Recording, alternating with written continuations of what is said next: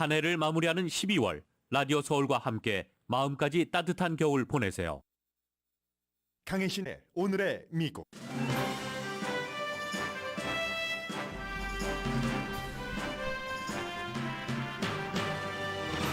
(2022년) 세상을 시험들게 한 해였습니다. 이코노미스트가 정리한 2022년 한 해의 의미입니다. 폭탄 사이클론에 대해 바이든 대통령이 경고했습니다. 서부 일부 지역을 제외한 거의 모든 미국 주에서 지금까지 보지 못한 극한 겨울 날씨가 할러데이 활동을 누르고 있습니다. 6,000편 이상의 할러데이 항공 스케줄이 취소됐거나 지연되고 있습니다.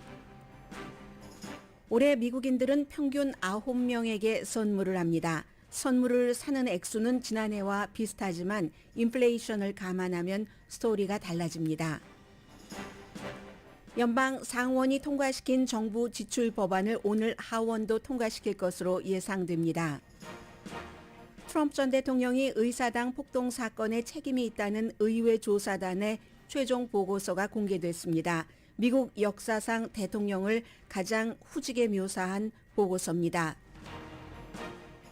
미국 의회에서 연설한 젤렌스키 우크라이나 대통령은 폴란드를 다시 방문했습니다.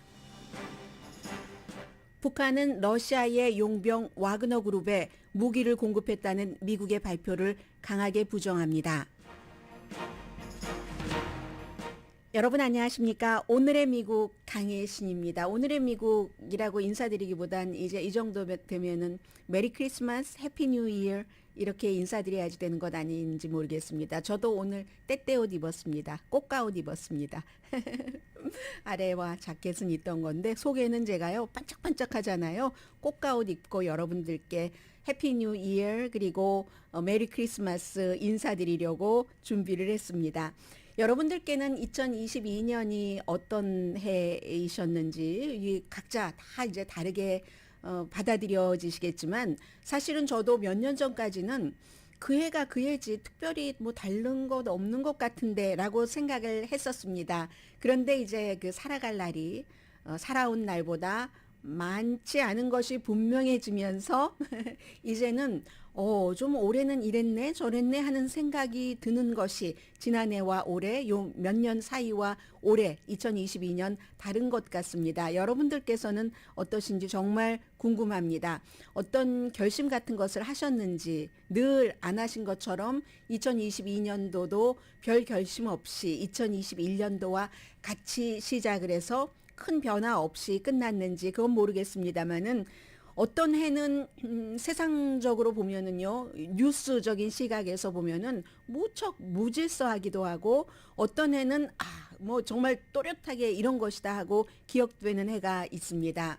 제가 오늘 맨 앞에는 여러분들께 2022년은 어떤 해였을까 이코노미스트라는 영국 본인들은 신문이라고 하고 모양 자체는 잡지입니다.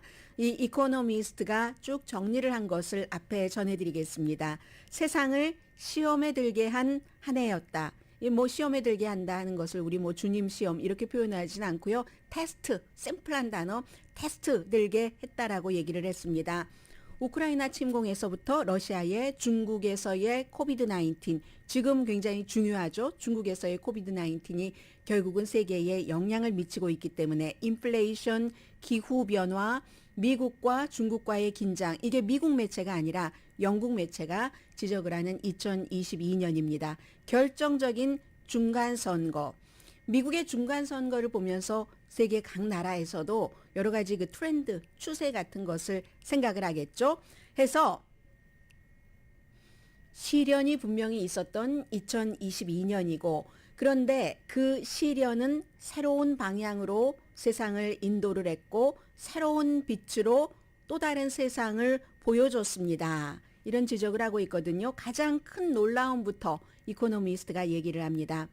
가장 놀랍기도 하고 가장 환영할 만한 일은 서구 자유국가들의 어떤 그 탄성, 탄력 같은 것이라고 얘기를 하고 있습니다. 블라디미르 푸틴이 러시아 군대에게 우크라이나에 침공하라고 명령을 내린 게 2월 24일이었는데 그때는 뭐 우리 이제 모두 다 알고 있는 것처럼 꼭 군사 전문가가 아니더라도 푸틴이 며칠 만에 워낙에 우크라이나가 부패한 정권이었다라고 규정을 했기 때문에 손들 줄 알았죠. 러시아에. 그리고 실제로 2021년도에 바이든 대통령의 지지율이 많이 내려가기 시작한 게 여름에 8월에 아프가니스탄에서의 미군 철군이었잖아요. 그런 당혹감이 있었기 때문에 서구가 아니 미국이 저럴 수가 있어? 미국 내부에서도 여러 가지로 분열됐고 러시아를 몇 개월 지난 뒤에 러시아가 우크라이나를 침공했으니까 비난을 하기는 했는데 그런데 서구 사회가 우크라이나를 지원하는 것에 실패할 것이다 라고 생각을 했다는 거죠. 처음에는. 그게 이제 푸틴 대통령도 그랬고 다른 많은 지도자들도 그렇게 생각을 했고 한국에서도 마찬가지였죠. 이재명 당시 후보가 한국에 또 영향력 있는 방송인들도 마찬가지였습니다. 우크라이나 그 침공 당한 것이 6개월짜리밖에 안 된 젤렌스키라는 초보 정치인이 대통령이 돼서 러시아를 자극하는 바람에 충돌했다. 이렇게 얘기를 했었잖아요. 이게 꼭 이재명 지금 그 더불어민주당 대표만 얘기했었던 게 아니라 한국에서 너무나 유명하고 인기 있는 방송인만 주장해 왔던 것이 아니라 많은 서구 사회에서도 그런 그 시각들이 있었습니다. 그런데 어땠습니까? 이재명 당시 후보는 그래도 빠르게 하루 만에 표현력이 부족했다라고 잘못을 시인을 하고 사과를 했습니다. 물론 그 이후에도 오랜 동안 한국의 유명한 방송인은 이건 아니다, 러시아가 이긴다, 이겨야지 된다는 것처럼 방송을 많이 했었죠. 그게 한국에 좋다는 것처럼. 그런데 그러한 시각보다 훨씬 빨리 세상은 변했습니다. 볼로디미르 젤렌스키 대통령 그리고 우크라이나의 국민들이 자기 결단을 보여줬고 자유롭게 살기 위해서 내가 죽는다면 그 죽음은 가치가 있습니다. 이게 이제 젤렌스키와 우크라이나 국민이 세계에 영감을 줬다는 얘기죠.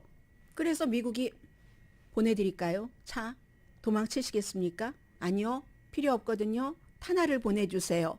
그 영감으로 대중의 지지를 받으면서 서방 세계가 민주주의의 새로운 챔피언 뒤에 섰다. 민주주의의 새로운 챔피언이 바로 젤렌스키라는 얘기입니다. 무기와 원조를 많이 했는데 그것도 이제 정말 미국에서도 놀라울 정도로 정치인들 가운데서도 그게 이제 젤렌스키와 국민의 힘이었다는 겁니다. 바이든 행정부가 앞장을 서서 상상하지 못했던 규모의 무기와 원조를 줬는데 그리고 이제 이런 것이 이제 가장 중요했었던 일이라고 얘기를 하고 있고요. 그리고는 유권자들이 인기 영합주의에 맞선 것도 2022년도에 아주 좋은 일이라고 얘기를 합니다. 미국에서는 바이든 그 대통령의 지지율이 최저였는데도 중도주의자들이 어떠한 그 인간의 기본권은 지켜야지 된다 하고 이제 중간선거에 막 그 투표를 유도를 해서 했었던 것이 꼭 정치적인 것을 얘기하는 게 아니라요. 연방 대법원에서 낙태를 합헌으로 하는 것을 오랜 전통을 깨고 그것을 주정부의 권한을 넘겨서 일부 주정부에서는 6개월 이후에는 낙태를 하지 못하도록 하는 이 같은 법이 만들어지니까 중도 성향의 사람들이 11월 선거에서 각 주정부 뭐 캔사스 같은 주도 마찬가지고요. 보수적인 주에서도 낙태는 기본권이지 지금까지와 마찬가지로 이렇게 결과를 이뤄냈다는 겁니다. 그리고 중간선거가 있었죠. 그 중간선거에서는 선거 결과를 2020년 대선을 결과를 부정을 했었던 그 선거 부정론자들 거의가 트럼프 전 대통령을 지지하고 트럼프 전 대통령이 공식 지지했었던 후보들입니다. 그 후보들이 처절한 거의 모두 처절한 패배를 했습니다. 이게 유권자들이 인기 영합주의자들에 맞서서 그들이 좋아하는 결론을 내려주지 않은 2022년도의 좋은 점이라고 얘기를 합니다. 미국에서뿐만이 아니라 프랑스를 예로 드네요.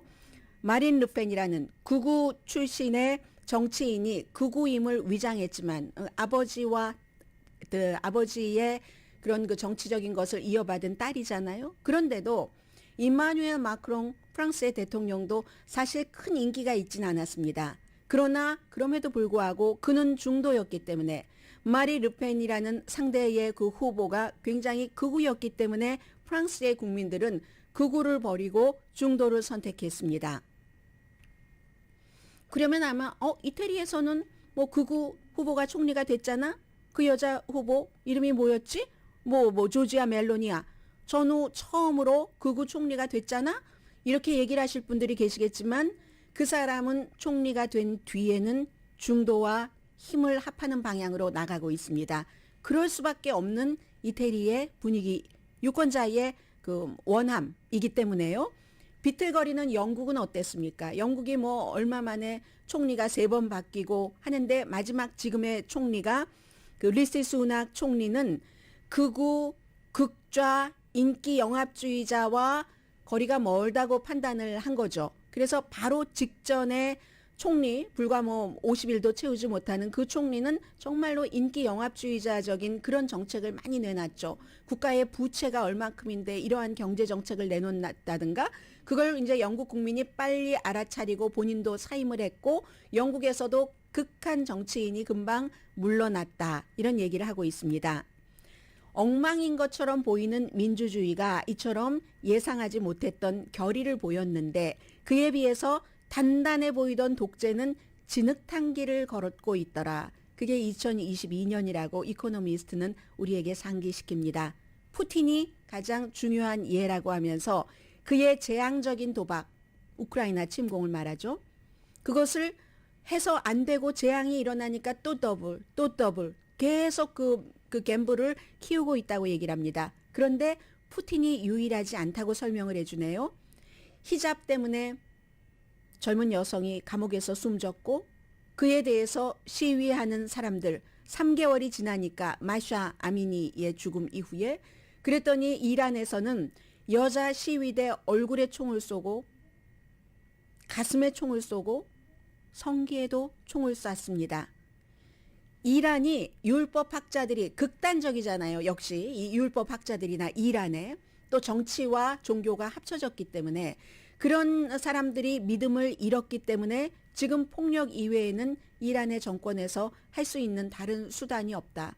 민주주의는 좀 부침이 있었어도 좋은 방향으로 나가는데 독재자가 권력을 잡고 있는 곳에서는 그게 정치 독재이던 종교와 정치가 합해진 모양의 독재이건 이렇게 극단적인 곳으로 계속 나가고 있다고 얘기를 합니다.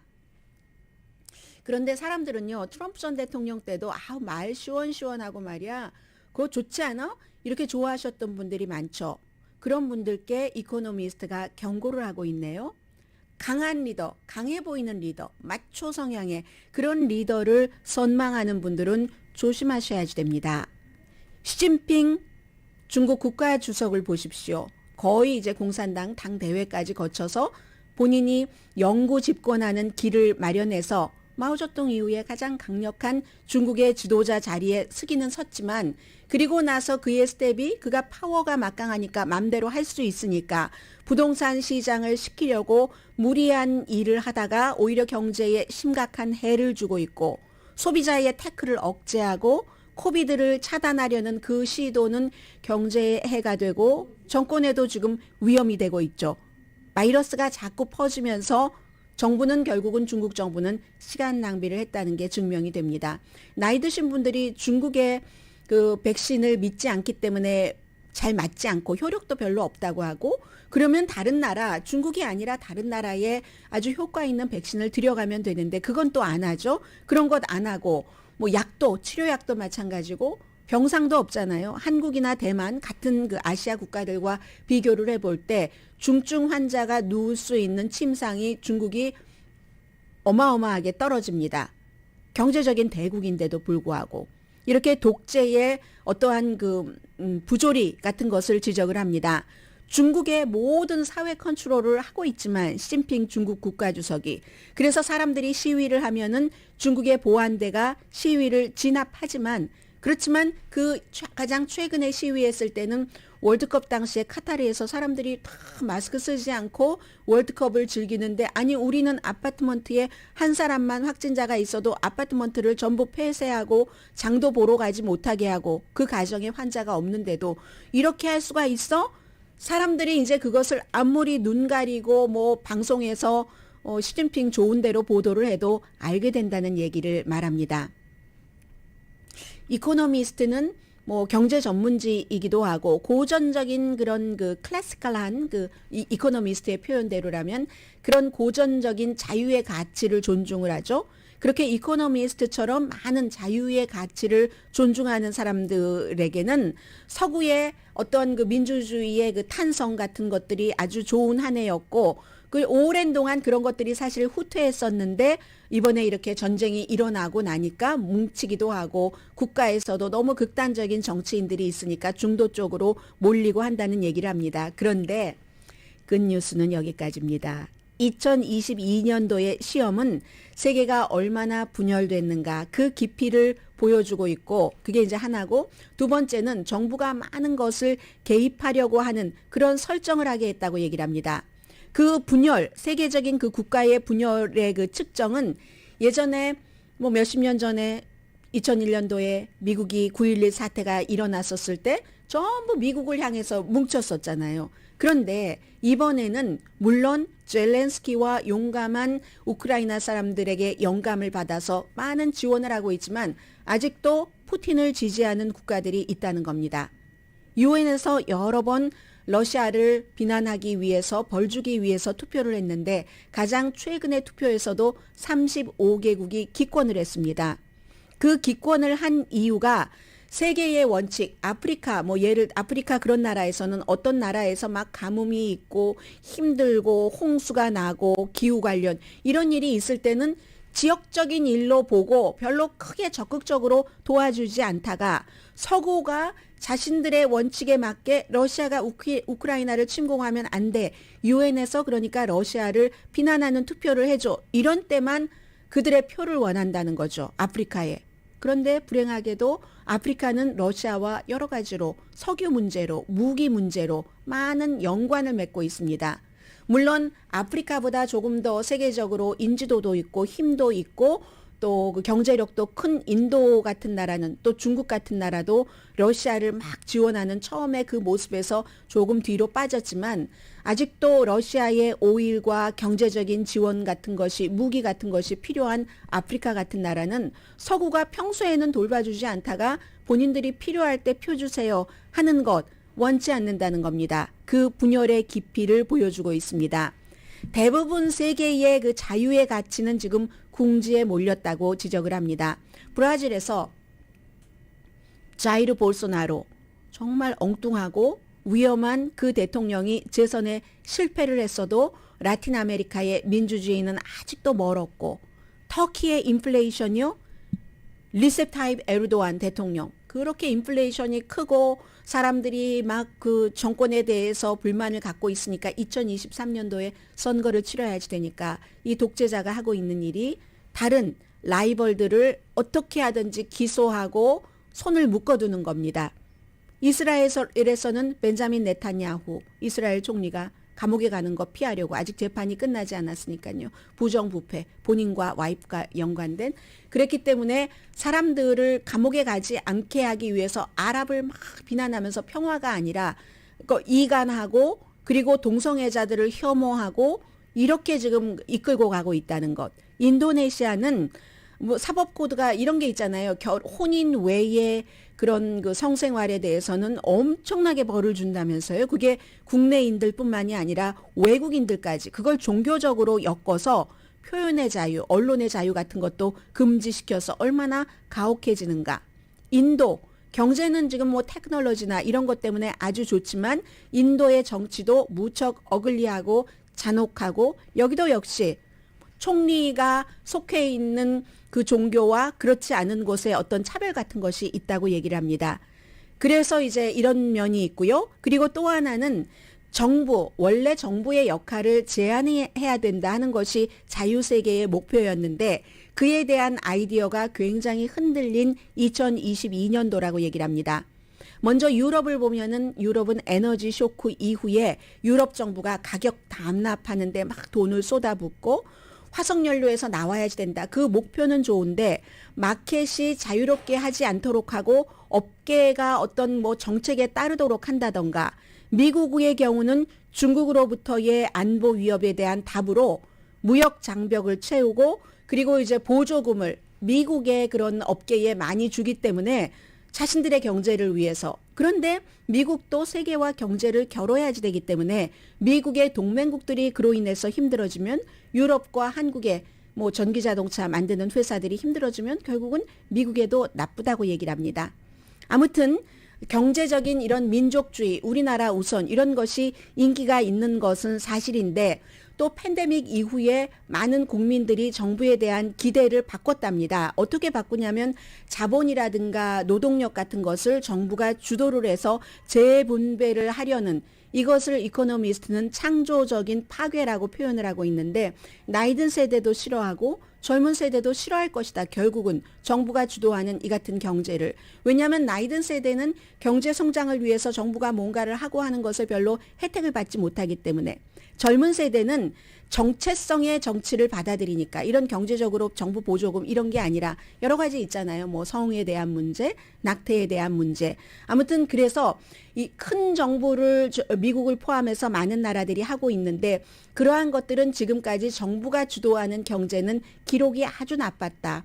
대표적인 예는 지난 수십 년 동안의 미국 잘못된 판단과 잘못된 통화 정책으로 인플레이션이 이렇게 높아졌다라고 얘기를 하는데 그런데도 유권자가 그렇게 그 정치인들에게 경제적인 권한을 주고 그렇게 주면 나에게 좋게 되겠지 하고 보상받기를 원하는 것은 참으로 이상하다. 물론 정부가 지지를 해서 때로는 뭐 에너지라든가 테크놀로지 업계 이런 것이 성공을 하지만 그렇지만 만약에 미국 따라서 다른 나라들도 다 그렇게 되면 나중엔 별 소용 없어진다. 그러니까 선진국들은 그렇게 하고 싹 빠지고 하고 빠지고 하는 것 아닌가요? 아무튼 그 점을 지적을 합니다. 그래서 결국은 2022년도는 혼합된 것이다. 인간의 존엄성을 존중하고 인간 진보에 대한 믿음으로 판단한다면 혼합된 거다. 좋은 일도 있고 나쁜 일도 있고 분명히 희망은 있다. 서구 사회를 맨 마지막에 이코노미스트가 지적을 하는데 구소련이 무너지고 나서 서구 사회가 굉장히 오만해졌었다고 얘기를 합니다. 그 오만함으로 이라크 전쟁에서 대가를 치렀고 아프가니스탄 전쟁에서도 20년 넘어 만에 결국은 툴툴 털고 나왔잖아요. 탈레반에게 넘겨주고 그랬는데 2007년부터 2009년까지의 재정 상태도 그랬고 그 이후에 인기 영합주의를 하려고 하는 그런 정치인들도 그랬고 그 사이에 중국이 확 떠올랐는데 여전히 서구 사회는 도전을 막고 있기는 하지만 그렇지만 이 같은 인식이라도 확실히 돼 있고 중국과 푸틴과 독재자들이 결코 쉽지 않은 것을 보면은 서구 사회가 도전을 받고는 있지만 그 도전을 깨칠 만한 발판도 마련한 2022년 한 해라는 게 이코노미스트의 올해에 대한 평가입니다.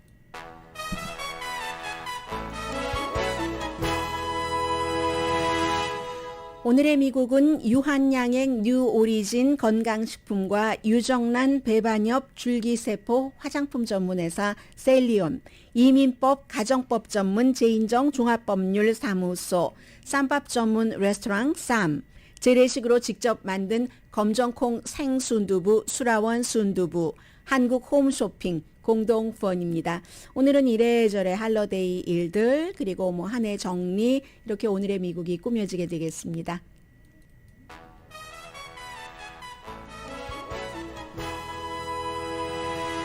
라디오 서울 방송 오늘의 미국 듣고 계십니다. 로스앤젤레스가 조금 따뜻해지기는 했지만 그렇지만 다른 지역은 지금 엄청 아주 극한 그 한파, 폭설 그리고 완전히 막 바람 같은 것으로 이 크리스마스 오늘이 이제 여행하시는 분들 가장 많이 출발하시는 날이잖아요. 힘들게 그분들을 하고 있습니다. 폭탄 사이클론, 밤 사이클론 이렇게 얘기를 하고 있는데 바이든 대통령도 경고를 했습니다. 이거 아주 심각한 겁니다. 우리가 어릴 때 막 눈이 많이 내려서 폭설 정도로 그렇게 내려서 좋아하고 그런 게 아닙니다.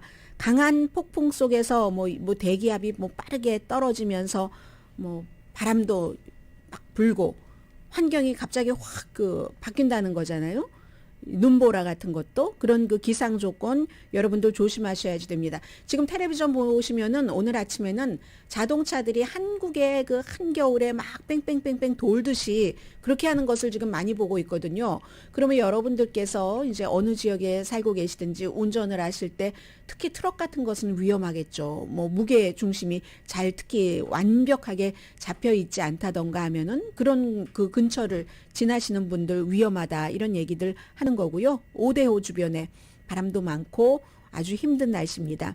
아니 근데 왜 어떤 매체는 2억 명에 해당된다고 하고 어떤 매체는 3억 명에 해당된다고 하나요? 아무튼 48개 주에서 극단적인 날씨. 48개 주이긴 하지만 그 땅으로 보면은 이 극단적인 날씨는 한 60% 정도에 해당이 된답니다. 치명적인 영향을 받을 수 있으니까 전부 폭설, 강풍, 뭐 비 오는 곳도 있겠죠. 조심하시라고 하고요. 시애틀도 무척 춥죠. 덴버도 마찬가지로 뭐 영하의 기온이고 하던데요. 조지아주라든가 텍사스, 캔사스, 텍사스는 아니고 캔사스, 켄터키, 노스캐롤라이나 전부 그 비상사태 선포됐거든요. 이 정도 되면은 뭐 당연히 와이오밍도 비상사태에 선포됐는데 버지니아까지 갑니다. 이게 동쪽으로 버지니아, 웨스트 버지니아까지 그곳까지 가서 비상사태가 선포가 됐고 아예 그 콜로라도주 같은 데는요. 미주리주도 인디아나주도 주지사가 주 방위군을 대기시키고 방위군을 어디에 배치했을 그럴 정도입니다. 그러면 이건 우리 주에서 안 일어나는 일이네. 하나가 공통적인 게 있죠. 공항 같은 것 연결이 되잖아요. 전부 서로 묶여 있으니까. 그래서 거의 모든 공항이 지금 영향을 받고 있습니다. 현재 뭐 한 시카고는 바람이 40마일, 시속 50마일, 허리케인이 아닌데 거의 허리케인급이 될 수도 있잖아요. 그래서 그런 그 돌풍 주의보가 내려졌기 때문에 오헤어 공항뿐만이 아니라 미드웨이 공항도 지금 스케줄 엄청 취소되고 있고요. 해서 지금까지 한 6,000편 정도 취소됐거나 아예 비행기 스케줄이 연착됐거나 하기 때문에 여러분들 뭐 LA 국제공항을 통해서 어디 다른 곳으로 가시려는 분들 그리고 다른 곳에서 또 다른 곳으로 가시려는 분들 비행기 스케줄은 뭐 오늘 같은 경우 하루에도 몇 번 확인을 해보시는 게 좋을 것 같고요. 뿐만이 아니라 이제 아무튼 준비를 해야죠. 이런 때는 캘리포니아주는 좀 다행입니다만은 뭐 따뜻한 옷 입고 뭐 한국도 지금 굉장히 춥다고 하는데 옷도 따뜻하게 입으시고 과연 내가 뭐 어디서 발이 묶여 있는 그런 경우도 있지 않겠어요? 말하자면 벙갈로가 아니라 좀 다정한 단어로 하자면 산장 겨울철 산장에서 가족들과 함께 지내려고 했는데 그게 딱 눈이 너무 많이 와서 어디 나갈 수가 없다. 이렇게 되는 경우 음식도 좀 넉넉하게 뭐 마실 물도 넉넉하게 준비를 하시는 게 좋을 것 같고요. 여러분들께서 혹시 가족 여행을 떠나신다면 그쪽을 전부 확인을 하시는 게 좋겠습니다. 크리스마스가 일요일이기 때문에 당연히 우편물 배달 안 됩니다. 그리고 일요일뿐만이 아니라 월요일도 당연히 안 됩니다. 왜냐하면 일요일이 크리스마스였기 때문에 월요일이 공휴일이니까. 저는 월요일에도 정규 방송합니다. 오늘의 미국은 정규 방송하는데요. 그런데 아무튼 월요일에도 여러분들 우편 배달 안 되는 것 기억하셔야 되고요. 그런데 아마 뭐 프라이어리티 메일 같은 경우는 프라이어리티 익스프레스 메일은 제한된 지역에서 이것도 모든 지역에서 다 배달되는 것은 아니고 배달 안 됩니다. 대신에 뭐 크리스마스 이브에는 이번에 토요일이니까 배달되고요. 그런데 시간은 지역에 따라서 조금 제한이 있을 수 있다는 것 참고하시기 바랍니다. 그리고 또 하나는 우편함 있죠. 그 우편함도 다른 때보다 조금 일찍 수거될 수도 있다고 하거든요. 그러니까 지금부터는 이제 할러데이 스케줄 이렇게 생각하시면 되겠습니다. 어제 이제 가장 오후에 컸었던 뉴스 가운데 하나가 이제 의사당 폭동사건 조사위원회가 일을 끝내고 마지막 보고서를 냈습니다. 이제 1월 3일이 되면은 공화당이 다수당이 되기 때문에 해산되는 거예요. 의회 조사단은. 그래서 며칠 전에 사흘 전에 트럼프 전 대통령이 의사당 폭동사건에서 책임이 있다. 여러 가지로. 그러니까 기소해야지 된다 하는 것을 연방 법무부에 그 권고를 했는데 그리고 나서 사흘 만에 보고서를 공개를 했습니다. 845페이지 8개의 챕터로 돼 있는데 트럼프가 그렇게 했다는 증거가 있다. 이걸 18개월 동안 조사를 했는데 뭐 인터뷰한 사람이 1000명이 넘고 내용 자체는 모든 매체가 다 그렇게 보도합니다.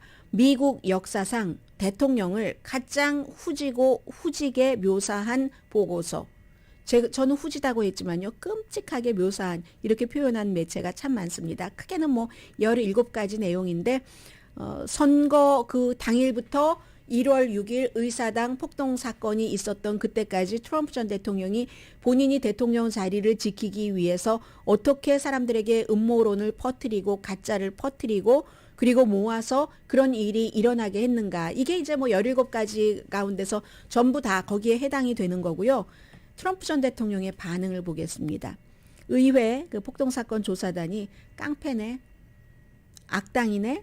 그리고는 이제 트럼프 전 대통령의 특징이 항상 뭐를 심플하게 반복해서 얘기를 하죠. 귀에 잘 들어오게. 나를 때려보시라. 그럴수록 나의 지지자들이 나를 지켜줄 것이며 나의 힘은 더 강해지리라니. 뭐 이렇게 얘기를 하고 있습니다. 그리고는 이제 그런데 이제 백악관 뭐 보좌진들도 이 그 증인 진술을 많이 했잖아요. 그 가운데 이제 케이시 허친슨이라는 보좌관은 트럼프 전 대통령의 변호사가 본인이 의회에서 진술하는 것에 영향을 미치려고 했다. 어떻게 해요? 트럼프 전 대통령에게 좋게 그렇게 했다. 뭐 이런 보고서도 나왔고요. 그리고 이제 10번의 공개 청문회가 있었기 때문에 어떨 때는 많은 분들이 저런 거 누가 봐 하지만 보는 사람이 있다니까요. 그런 것을 보면서 그 사람들이 역사의 증인이 되는 그래서 10번의 청문회와 18개월의 조사 결과 아무튼 트럼프 전 대통령이 책임이 있다. 의사당 폭동 사건에. 뭐 이게 이제 올해로 끝이에요. maybe 오늘 뭐 다음 주에는 또 다른 뉴스들이 있으니까 그 뒤에는 공화당이 컨트롤 되면은 그 다음엔 분위기가 또 확 달라집니다. 잠시 뒤에요. 여러분들은 어떠세요? 크리스마스 이럴 때마다 사실은 방송하는 사람으로서는 항상 두 가지를 생각하거든요. 하나는 뭐 미국의 큰 경제는 잘 돌아가고 있으니까 그렇다고 하고 타운의 경제를 생각하는데 그런데 이거 너무 물질주의를 부각하는 것 아니야? 뭐 이런 딜레마가 있거든요. 잠시 뒤에 보도해 드립니다.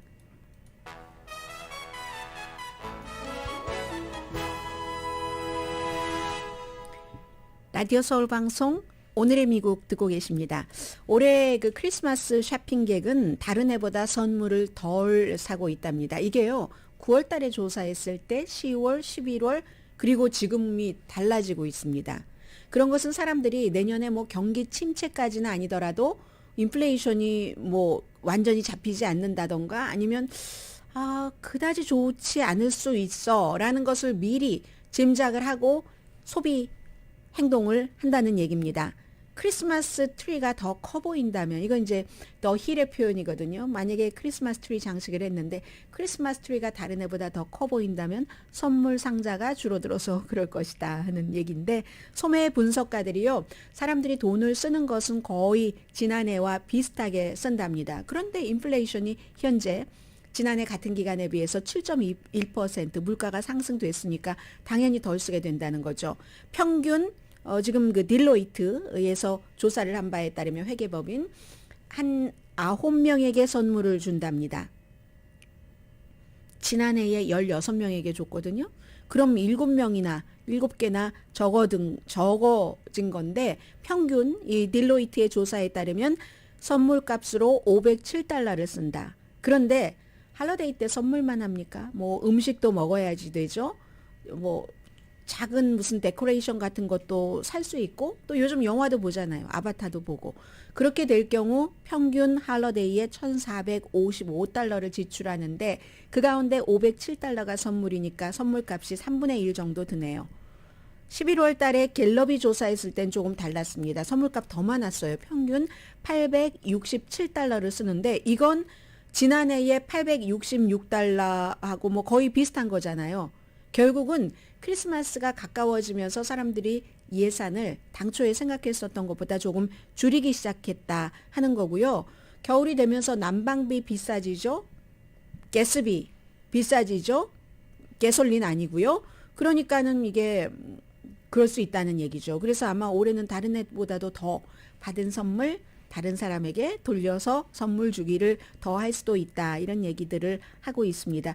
2년 동안의 그 연말에 지출들을 많이 하셨죠. 왜냐하면 그때는 주정부에서 연방 정부에서 많은 그 경기 부양책으로 체크를 집으로 보내줬기 때문에. 그런데 지금은 이제 그런 보조금은 하나도 없고 인플레이션은 여전히 걱정해야지 된다니까 저절로 이렇게 줄어드는 거죠. 저절로 돈 쓰는데 슈링크 하고 있는 그런 부분입니다.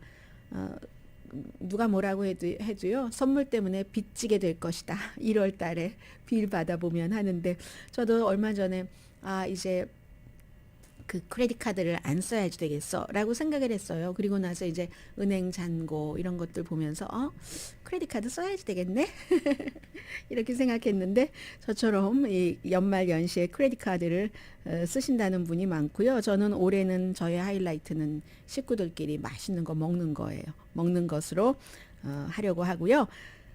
오늘 그 크리스천 사이언스 모니터 보니까 제목 자체가, 제가 끝까지 읽어보진 않았습니다. 어떤 한 사람의 스토리인데 몇 년 전부터 선물 안 하는 이런 것, 기프트 없는, 상업활동 없는 크리스마스를 얘기를 하고 있는데, 쇼핑 없는, 그게 가능하다면 너무 좋은 거고요. 그리고 또 쇼핑을 하실 분이라면은 가장 좋은 물건을 가장 좋은 가격에 사서 적합한 분께 딱 선물 드리도록 그렇게 하면 좋죠. 네. 그리고 연방 그 상원이 어제 이제 그 지출한 1조 7천억 달러 통과시켜서 오늘 밤에 12시에 끝나거든요. 그러니까 당연히 그 전에 하원이 또 통과를 시키고 대통령이 서명을 하면 좋지만, 하원이 통과시킨다 하더라도 이게 절차상으로 딱 12시까지 못할 수도 있잖아요. 그렇게 되는 경우 연방정부 문 닫아야지 되고 하니까 12월 30일까지는 할 수 있도록 넉넉하게 그 안을 딱 그 마련을 해놓고 연방상원은 1억 7천만 달러 지출안을 통과를 시켰습니다.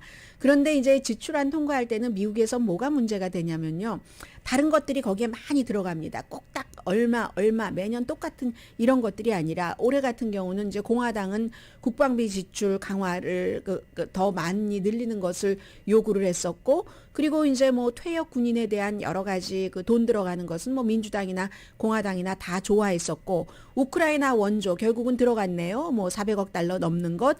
틱톡을 정부의 기구로, 정부의 휴대폰 같은 것으로 다운로드하는 것을 금지하는 것, 이게 지출안과 무슨 상관이 있습니까? 상관없을 것 같죠? 그런데 항상 어떠한 안이 통과될 때 공화당과 민주당이 합의를 해야지 되기 때문에 이쪽에서 좋아하는 것, 이쪽에서 좋아하는 것을 조금 섞어서 합의를 해서 그런 게 들어간 겁니다. 그리고 역시 선거개혁법도 마찬가지고, 임신한 근로자에게 공정하게 처우하는 것, 이런 것들도 다 그 안에 들어가 있고요. 그 밖에는 뭐 학교라든가 박물관, 그 밖에 프로젝트에 이제 150억 달러 같은 거 지원한다 하는 것까지 다 포함이 돼서 아마 이 정도 됐으면은 통과가 되겠죠. 뭐 연방 정부의 문을 닫는 일 없이 지출하는 통과가 됐고요. 잠시 뒤에는 자꾸만 북한과 우크라이나, 북한과 러시아가 엮여가고 있거든요. 전해드립니다.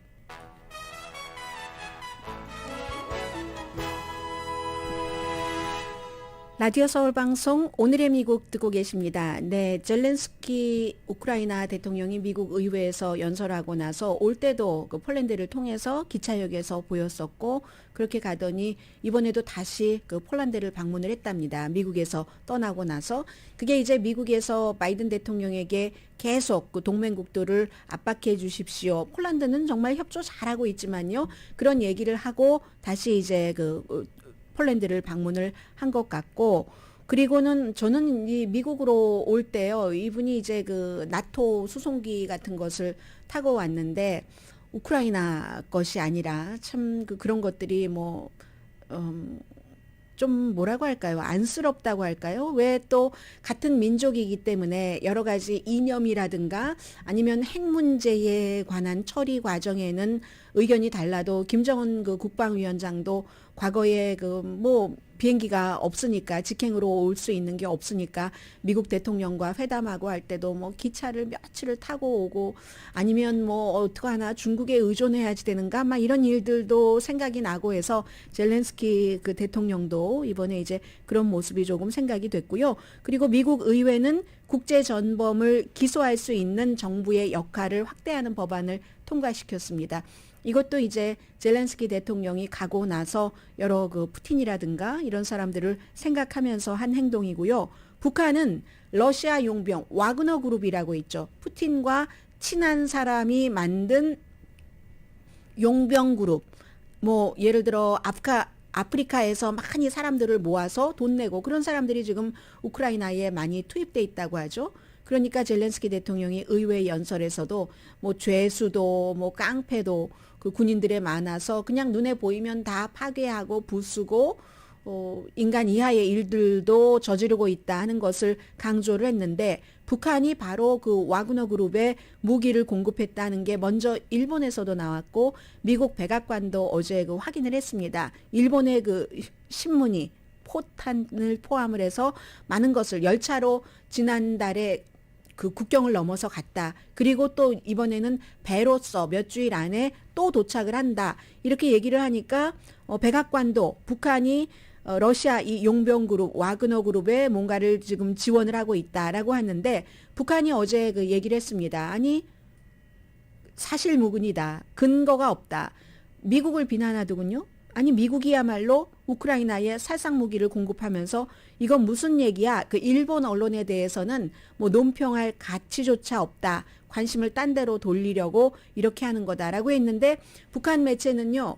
이 와그너 그룹에 대해서는 얘기하지 않습니다. 그러니까 지금 북한은 이 전쟁통에 계속 러시아와 가깝게 지내기도 하고 북한이 뭐 무료로 원조를 할 수는 없는 것 아니겠어요? 돈을 그 러시아로부터 받고 있겠죠. 오늘의 미국은 유한양행 뉴오리진 건강식품과 유정란 배반엽 줄기세포 화장품 전문회사 셀리온, 이민법 가정법 전문 제인정 종합법률사무소, 프리미엄 고기 쌈밥 전문 레스토랑 쌈, 재래식으로 직접 만든 검정콩 생순두부 수라원 순두부, 한국 홈쇼핑 공동폰이었습니다. 10시에 좋은 아침 좋은 하루 방송됩니다. 내일이 이제 크리스마스 이브이기 때문에 여러분들께 좀 좋은 일이 일어났으면 좋겠다 싶은데 어떤 좋은 일이 있을까요? 우리 다 같이 그냥 재미로 한번 꿈꿔볼까요? 크리스마스 이브인 오늘 맞죠? 오늘이네요. 오늘 그 잭팟이요. 메가 밀리언이 5억 달러가 넘는데요. 5억 1,000만 달러 오늘 발표가 됩니다. 그래서 만약에 한 번에 내가 다 캐시로 받아서 이걸 평소에 누구도 주고 싶었어. 어디에도 좀 주고 싶었어. 하시는 분이라면 캐시로 받으시면 2억 6,680만 달러 메가 밀리언의 상금 액수가 되겠습니다. 이런 꿈이라도 꿔보시고요. 아무튼 내일 크리스마스 이브, 크리스마스 데이 잘 지내시고 월요일 아침에 오늘의 미국 정규 방송 시간에 뵙겠습니다. 강혜신이었습니다.